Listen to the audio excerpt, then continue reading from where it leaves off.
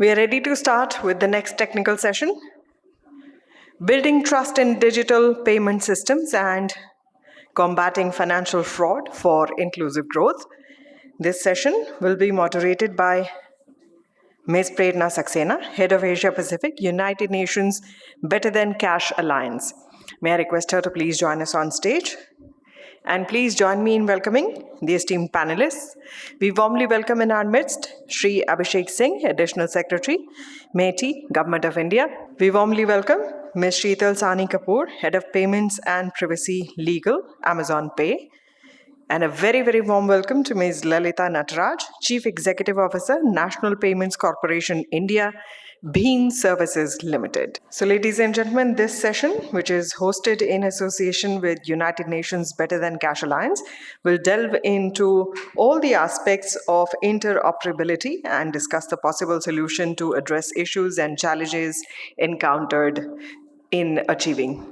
So it's over to you. I hand it over to you to take the session forward. Thank you.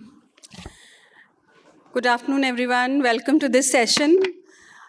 We often talk about inclusive finance, inclusive growth, and which is, I think, the core mantra of this summit for many years. But we know that the job is not fully done till we have the entire population on this globe being able to transact with the formal financial systems. Of course, India has made a great progress. We have close to 80% of financial inclusion, which is like very high in the emerging economies. COVID did trigger the adoption of digital payments, which are generally seen as a stepping stone to accessing other financial services from the digital ecosystem. However, there are certain concerns on how these digital payment systems can be made more inclusive, more secure, more fraud resistant. And that's what this esteemed panel that I have with me today here would be talking about from various perspectives. From ministry perspective, from practitioner perspective, a little bit from the law and regulation perspective. But before I come to that discussion, I wanted to say very quickly a little bit about my organization, which is called the Better Than Cash Alliance. We are based in the United Nations. We are a special alliance of more than 80 members globally, of which 35 are governments of emerging economies. Many more are international corporates who have women and small SMEs in their value chains, and international organizations who use digital payments for enhancing livelihoods of low-income people. And globally, wherever we worked, we have seen that while digital payments adoption is relatively easier, if I may say so, the user journey to using it more regularly and being able to contribute more effectively to the digital economy gets reversed if there is a unpleasant experience of a transaction getting stuck, of a transaction failing, of money getting debited from their account but not going to the account that they intended to, of them being defrauded by somebody else. And this also got very much into limelight when we did a recent research with ASEAN, which is the Association of Southeast Asian Nations and has a big partnership with India as well, that small merchants, new to digital users and low-income households are particularly susceptible to this breaking of trust, because sometimes they are not fully aware as to what they are getting into, and that kind of makes them feel that continuing with cash is the best way forward. So from that perspective, I also wanted to quote that the UN actually estimates that globally there is approximately USD 800 million to $3 trillion, which get laundered due to these fraudulent transactions at times that happen. And this kind of a huge amount gets used for illicit trade, buying and selling of arms, trafficking, and things like that. So it is all linked, actually. If you see that if the digital payments transactions are not safe, they are not secure, they are leaving behind a large section of the society not trusting the financial ecosystem, not being able to leverage the best outputs out of it. And then those who know it perhaps a lot better, they are making inefficient and unwarranted use of that funding. So with that, I wanted to first open up and come to Mr. Singh, who's this very himself a champion of digital economy, has been leading the work on Digital India from METI. Sir, India has been showing so much of leadership, and kudos to all the work by the Government of India on how digital payments adoption and participation in digital economy can enhance livelihoods. And while many other countries who are learning from India are still promoting adoption, I see very proactive approach from India in also looking at building cybersecurity, building safety nets around it, and also providing options to the users in their vernacular languages, in the ways they understand, to strengthen this ecosystem. So would you like to share with us, sir, how Government of India is looking at this whole ecosystem and how its journey has been, and perhaps what some other emerging economies can learn from India's experience? Thank you, Prerna. First and foremost, I'd like to congratulate you all for organizing this summit and this session on such a very important topical issue. As you rightly said, digital payments is something that has grown very rapidly in India. Since the adoption of UPI and since the expansion of digital payments, today we do kind of occupy almost 46% of the global share of digital payments that happens in India. Today, even small value transactions, small vegetable vendors, small tradespersons, all of them are using UPI. Students, young people are using UPI. It has become the way of life for most people. And why it has become so? Because it's very simply designed. You just have to scan a QR code. You don't need to remember IFSC, SWIFT codes, and money transaction happens immediately, instantly, without any delay and without any cost. So any financial transaction, and when you are comparing it with cash, you'll have to think of like all the attributes which are there in a cash transaction. Something similar should be available on digital payments. It should be as simple as that. As you take out money and give it to someone, if similarly digital payments also should be as easy as possible. In fact, in digital payments, the advantage further is that you don't have to be bothered about change, and that's why it becomes much more easy. That's why it has been adopted, and that has led to more and more people using it. While it has been largely said in the last 8 years, the adoption which has happened has gone up to today, we have 400 million people using it. But while on one hand, we see that the adoption has grown up in several segments of society, in several urban centers and all, but we also wonder at times that given the population that we are 1.4 billion people, we have more than 600 million smartphone users, we have more than 900 million internet users, but the number of UPI users still limited to only 400 million. So while we can feel very happy that 400 million, which is a large number compared to other countries elsewhere, but within India, sometimes we introspect that what is it that is not going beyond where it is now. And then when we look into it, we find several issues which is kind of inhibiting the further growth of UPI. And one of them is security, cybersecurity issues, and issues with trust with the system. There are a lot many, because the number of, as we have grown up on digital payments, we also grown up on the cyber crimes and the phishing frauds and all kinds of scams that are coming up. We hear every day that how somebody lost so much money, somebody lost through digital arrest and through QR codes and all kinds of phone calls, fake calls, getting people to share their OTP. So what it requires is that while we push forward digital payments, we also need to work extensively on ensuring awareness with regard to frauds, with regard to what may go wrong. And if we are able to do that, if we are able to explain that to everyone, it becomes easier.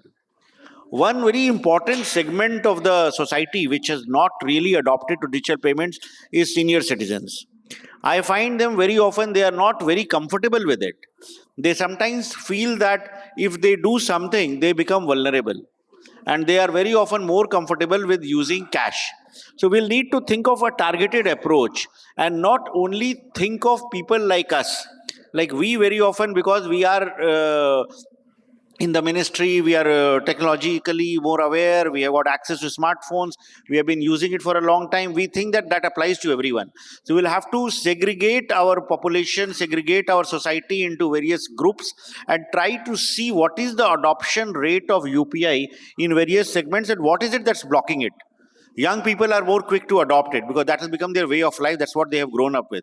Senior citizens is one group. If you look at tier 2, tier 3 cities, the pace at which it is growing is lesser because very often if there is a crime that is reported about cybercrime in Delhi and other centers. The police and the other establishments have the necessary training, the tools they have, so they can investigate it faster, and corrective action is taken. Very often, what we find is that in the smaller cities, the level of ability of law enforcement agencies is limited, and very often these crimes go uninvestigated or unprosecuted. So we'll need to enhance the ability of the law enforcement, bring in training at all levels, ensure that the forensic tools are available, ensure that awareness is made possible. The I4C, the Integrated Cybercrime Control Center, has a whole division which is working on financial frauds. They have a cybercrime.gov.in portal on which cybercrimes can be reported. They have a toll-free number called 1930 on which, if calls are made, they are able to sometimes retrieve money which is lost also. So if we are able to make these efforts of the government and the law enforcement reach out to people, the trust in the system will go up. So, and over and above that, we have two service providers of UPI, and they will be mentioning what they are doing. They also need to take up their measures with regard to how they can contribute towards preventing fraud. What are the measures which are there on the app? What are the measures that they can do through notifications? What are the measures that they can do through awareness? What are the measures that they can do through ensuring that the ecosystem remains secure? The security of the financial transaction is something that would help us go from 400 million to 800 million. And that is the target that we should have. Look at Brazil, for example. They came up with PIX much later than our UPI. But their adoption rate, percentage-wise, of the family, of the population, has gone much more than what we have done. So while we are the leaders in digital payments, and we can be very proud of doing that, we'll have to think of building the security measures and doing this. And then add to it, to achieve real financial inclusion, we'll have to go beyond payments. How do we link insurance to it? How do we link microfinance to it? So that how do people can access credit on through digital means? So once this is or the entire ecosystem is set into place, then we will be able to push forward the agenda of digital payments and financial inclusion in a much comprehensive manner.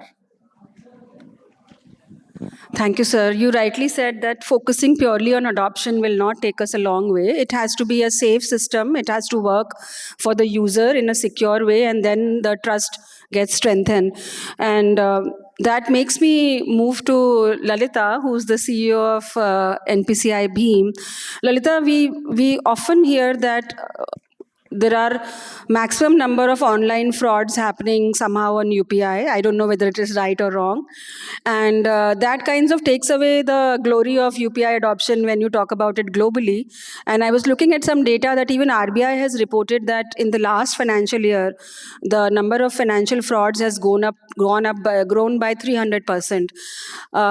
Given that you are heading the NPCI Bheem team now, how do you see this unfolding with the use of technology, and how do you see that UPI apps can definitely provide a more safe and user-friendly experience, so that it's not just the urban people, but even the rural people, even the small merchants, they start transacting digitally and then can also avail other financial services? Thanks, Prerna. I think first, to answer the inclusive angle, right? We are trying to build more and more products and experiences for users of UPI rather than non-users of UPI. I think when we started doing our survey before we wanted to just revamp the app, we realized that there are very, very simple problems that the users have. They want to know that money has been credited to the person rather than saying money has been sent to that person. Tell me that they have got the credit, not I have sent the money. I know I have sent the money, right? So the trust actually comes from the fact that our design is going more towards deepening and not towards broad-basing our base. That's something that I have personally learned when we were doing a lot of user surveys in the last few months. Coming to the question of trust, right? We more often than not, as consumers, we tend to trade caution for convenience, which we should avoid. The second kind of frauds that we're seeing of late is how much ever cautious we are. Even people like us have been bothered by a lot of social engineering frauds.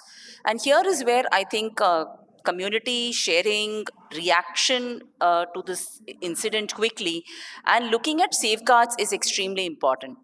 some of the things that the policymakers have urged, and the banks and also the payment apps are put in place, is a predictability of experience. If you see across all the apps, across all the payment instruments, you will have a particular train of debit screens. They will not vary from app to app. You'll have a debit confirmation, you will have a PIN setup, and then you will have a payment confirmation screens. At the cost of killing innovation or swiftness of the transaction, these have brought in, because there is predictability and the consumer understands what he or she is doing. There is also, you're right that the absolute percentage or the number of UPI frauds are high, so is the adoption, right? So as the consumers start looking up to the UPI world, there are also fraudsters which are looking at it innovatively and using sophisticated tools. Here's where a continuous exchange of information, a common repository, things like AI that people are trying to put in place will really, really go a long way. But I can see that in the last few months, the focus has been extremely high on this from all angles. The reaction time when there is a complaint to an account getting frozen or an action taking on that account is extremely fast today, and there is a lot of awareness. Especially when we go into the tier 3 markets, is very, very important, because it's a network effect. One person loses trust and the entire community stops using the payment instrument. So we will continue putting these reinforcement on the consumers, cause friction in some places and cause convenience in some places. It's a trade-off, but we'll continue our efforts in this direction. Thanks, Lalita. You rightly said that sometimes for the user, when we have to put 1 or 2 OTPs, we get irritated because we don't realize that in the long term it's keeping us safe. We are looking at the immediate convenience of immediate transaction, but I think as users, we also have to realize that these safeguards, these verifications work well for us, and they take us a long way in keeping our money secure. Definitely, technology is helping us in building those kind of safeguards in the payment systems. But there's, I think, also a big role to be played by the regulation and the legal aspects of digital payment systems. And we have Sheetal, who comes with the vast experience of payment apps and also has some overlap on e-commerce because she heads legal and payments at Amazon. So, Sheetal, how do you see this regulatory and legal aspect, and how do you see that despite the practitioners and policymakers doing their job, there are still certain loopholes or certain leakages in the system, and how do you think we can work towards bridging The reason them? for those loopholes is that as we develop our technology, the fraudsters are also evolving. So it's about us creating a particular system by way of which we are evolving either faster than them or at least equivalent to them. So, for example, one point you raised was on the OTP factor. Now, OTP is something that can be obtained by an individual through social engineering. But then there's something like a device binding or biometrics, which secures the device itself. And if you bring that in with a smart risk-based OTP, where the fraudster is not, for example, waiting for that OTP or it has done something there. So today, if I'm on my device, there's a device binding there. I can choose to have my biometrics there. And then if a different device is being used, or if there's an algorithm or a red flag indicator, an OTP comes up, it is you're securing the transaction while keeping it as seamless as possible for the user. I think education is key here when we talk about, sir, like you spoke about elderly citizens, or we talk about individuals who haven't used the product. I think educating them on how seamless their experience can be, while also how it's secure, is very critical. Because right now their logic is, like you rightly said, if I do it by cash, I know how much is coming in and how much is coming out. And all these experiences with fraud does not really help that. So I think it's, if I look at it from a customer experience perspective, it is education. It is in creating mechanisms of second-level authentication, multi-factor authentications that are seamless, but at the same time secures this. Also, when I talk about a regulator perspective, we work very closely with the FIU. in order to ensure that we keep developing the red flag indicators. So what used to happen earlier, what happens when you talk about a KYC of a customer or a KYC of a merchant, is it's post facto. You're taking the documents, you're post facto checking those documents, you're reviewing that. What is more required is inline notifications to the customer, inline checks on the transactions. So today, for example, we have worked with FIU and there's around 51 red flag indicators. And these 51 indicators are more built on the experiences that we all have shared with them. And if we continue to build that and share knowledge with each other, it will be able to tackle the problem real time. Another aspect that happens is I'll have certain information as a payment aggregator, for example, or a TPAP provider. A bank, receiving bank will have certain information, and a beneficiary bank would have the certain information. So the PSB bank, beneficiary bank, and myself. Now, how do we share this information? So I think we have been working with FIU very closely and we've pushed them to kind of come up with a mechanism by way of which we do share information with them today. The information we have on a particular transaction, more than just an STR report. And they right away send that to the right bank, providing them that red flag indicator. And similarly, the bank's indicator is coming to us. This actually helps us share information between the parties and to build a more robust AI and MI base. I think something that you also touched upon is having the right negative list of customers and merchants. And what happens from a legality perspective, even me today, if I talk about myself, if you tell me to share information with another business or a bank, I have confidentiality reasons that I cannot share that. I have defamation reasons I cannot share that. The DPDP also applies to me. I cannot share that information for no reason to a third party who's not involved in that transaction, or there's no legitimate use of that transaction for that purpose. However, if we can work with the regulator and we, similar to what we've done at FIU, create a mechanism where we're able to share the information with regards to, okay, this is what we understand for this particular merchant, or this is what we understand of this particular account. And we all kind of infuse our information in that. We'll be able to create a repository that helps all of us without really the confidentiality issues that may arise if we do it with each other otherwise. So these are some of the regulatory ways we're trying to work around that. We actually were a part of the FATF task force that was created by FIU, RBI, as well as Ministry of Finance to represent India in the KYC and AML processes, and I think we did pretty decent there. So I think it's just continue to work with the regulators and continue to work with other players in the market to create the right mechanisms where we all have the AI and MI stores. Something you spoke about right now was the Mule Hunter, right? How is that created is because RBI is sitting with the banks, understanding what is required to build that. And there's information coming from multiple different sources. So we need to do something similar when it comes to merchants. We need to do something similar when it comes to UPI customer transactions as well. Yeah, I mean, we have some friends from RBI sitting here who were talking about Mule Hunter, and then we read about it, and so much of progressive work happening in India because the regulation is so progressive. But as you started saying, Sheetal, that fraudsters are generally few steps ahead of us. Just to add in, like, they'll use me and I'll shut them down. They'll go to another app. Yeah. Then they'll go to another app. Yeah. So how do we shut that process off? Is the Yes, thing. yes. So that's what brings me to my second point is this, that while we are talking about all this, and we know that perhaps people sitting in this room and people in big metro cities or who are more digitally savvy would understand all this, we still see that even our parents, they sometimes get defrauded. People in perhaps rural areas very easily get defrauded. So, sir, I wanted to ask you that is there something that you have seen or you think that the local bodies who are working in the communities or the state governments, or I don't know which authority should be taking it up more rigorously?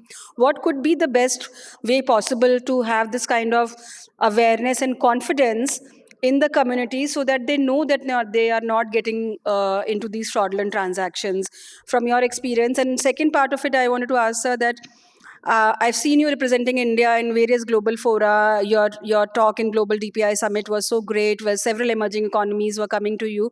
What kind of inquiries or what kind of knowledge they want to take from India to their markets? A little bit on that, sir. Yeah, so two parts to your question. The first part, of course, with regard to awareness, one needs to understand that it cannot be only a government effort. It requires a whole of community effort. It requires everyone to chip in. I4C has set up social media handles, Cyber Dost, and on Instagram and on Twitter and on Facebook, YouTube. They keep on sharing details with regard to the common frauds that keep on happening.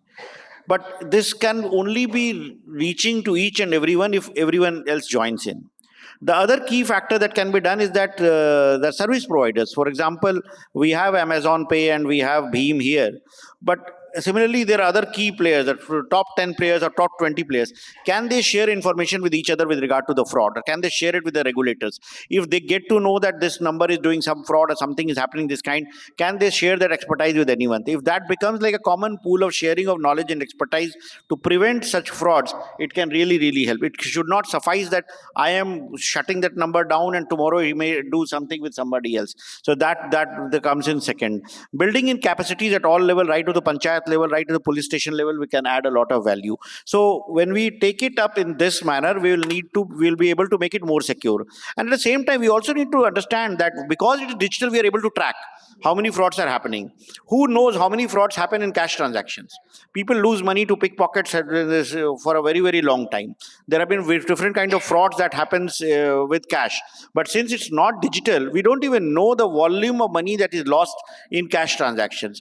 So while we are making it secure, but we should not always think that it will be 100% secure because cash is 100% secure. Cash is worse and their money gets lost through various reasons. We have floods in this country, we have rains in this country, different thefts are happening. So all that is also a factor when we do that. When we do campaigns, we have to ensure that this is more secure than the other means that is there. And then only you can really call it better than cash, right?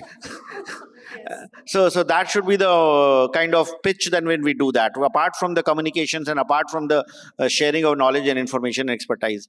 With regard to global interest, a lot of countries who have shown interest. In fact, we have NPCI has already tied up with several countries wherein UPI has become interoperable, like Singapore. In fact, I was in the GPay summit in Paris, and there you could actually shop at Galeria Lafayette with UPI or go to Eiffel Tower with UPI. There are countries like UAE who are looking into it, the Bhutan, Nepal. So I think 7 countries have adopted UPI, and there are many other countries who are looking at either partnering with NPCI to bring in UPI or do something like what Brazil has done, build it on their own. But of course, for any country to go up on this lane, on this track, they need certain basics. They need to have core banking, they need to have basic automation, laying down standards, and they need to have a regulator ensure that everyone complies with that. So there are a lot of best practices that India has. NPCI International has been sharing it with the global community, and even countries like US, they realize the benefits of digital transactions, of how we do it, how our tracking of money is made possible, how direct benefit transfers work.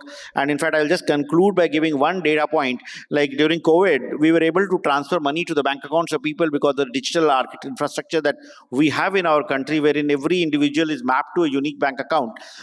And we were able to ensure the money reaches instantly without any leakages.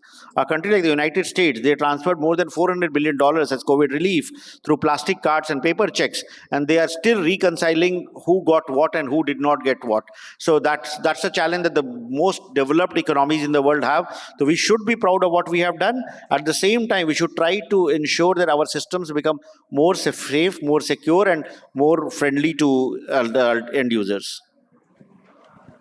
Thank you, sir. And I relate so much with the US example that you gave, because all our colleagues from developed economies could not receive that kind of support in their countries, which we saw that Government of India could do. I think it's the time where emerging economies are building such robust systems, and the global south to south transfer is helping them transfer that. And so much is happening within the G20, within the ASEAN, where countries are learning from India. India. And of course, Methi is a big champion in that. Quickly coming to both of you, I'll ask a common question because we see both of you as practitioners. And two parts to my question. How do you balance this pressure for revenue versus making it safe as well? Both of you at fairly leadership positions. So how do you do that and give that guidance to your teams, particularly when it comes to low income and when it comes to new to digital users? And second, how would you like to, what one particular change or introduction of a policy or regulation that you would recommend the ministries or the regulators to bring in to make it even better and safer digital payment ecosystem? So two parts to my question, but feel free to answer both or one, whatever you like. Thank you. See, there's no compromise for safety because one bad transaction can wipe away any amount of revenue that you make. And to rebuild the trust, it takes that much more time and effort, right? So that's safety is threshold. I don't think there's any compromise to that at the cost of convenience or anything else. And we are always committed to it. I think, like Sir said, a collaborative environment where people can contribute the findings that they have in the form of, let's say, a suspected fraud or a real fraud, and the others taking a learning out of it rather than allowing the fraudsters to hop from one app to the other and continue making the same frauds again and again because we are not collaborative. That's very important because they have a very, very good network and they exchange a lot of ideas, the fraudsters. We will need to have our network kick in for us to sort of curb this. That's very important. A lot of effort and a lot of, in fact, a prescriptive model of educating for frauds is something that's there with all the financial players today. You must have seen the UPI Chalega and various other education platforms. We will continue working towards that, and this is going to be very important because we will have to tread this with caution. I think it's always a balance. Like rightly said, trust is key. So you need to create a trusted environment. Now, creating a trusted environment does not always mean friction. Creating a trusted environment can also mean what can you do with technology, what you can, to ensure that you're providing a great experience to your consumer, but at the same time, the transaction's equally or even more secure.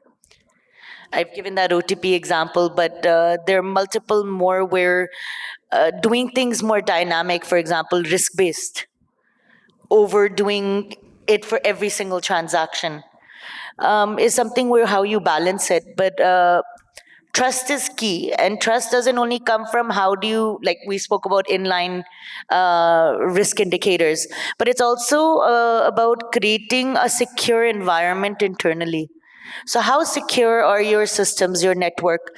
How secure is the segmentation of your network?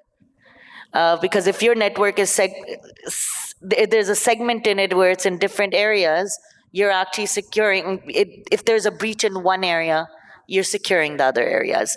Access control. Who has access to this information? So I think a lot of players, if you see over the last few years, there's been data leakage. And those are where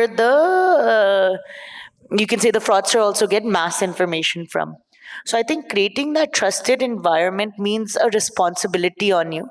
And the responsibility is not only per transaction, but it's to create a very strong infrastructure internally as well. And it should be your tenets of your business. And whatever you build should be on the basis of those tenets. Because customer first, right?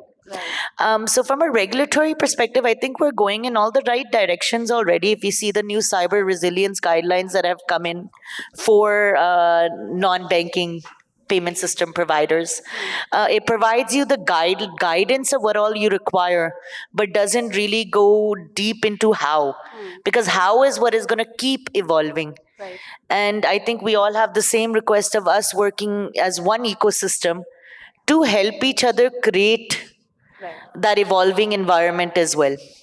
So I would say that those are the key important things, and it's not just the regulator or just us. We're educating them and they're educating us. So it's holistically how do we work together on doing this. So the collaborative approach is the key, like in most other cases, the big problems that we are trying to solve. I have been indicated that we are already going over time, so maybe I will not be able to take audience questions, but our esteemed speakers will be available during lunchtime as well.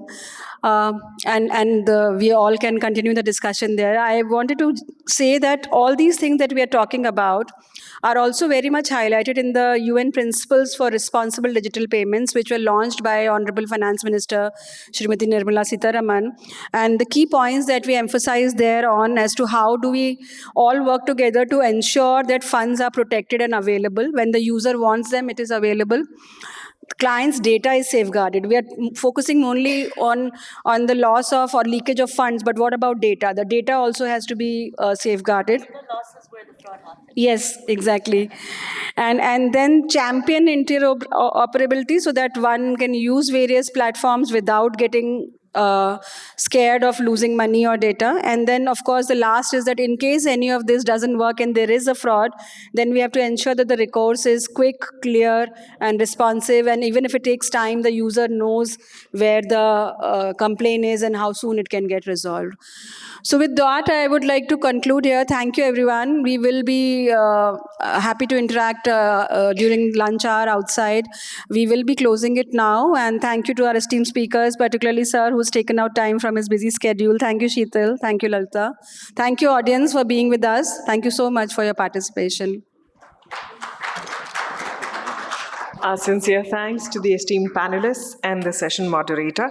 May I request you to please join us front and center for a photo op. And we would also like to present a small token of our appreciation and thanks. If you could please collect it on your way down from the stage.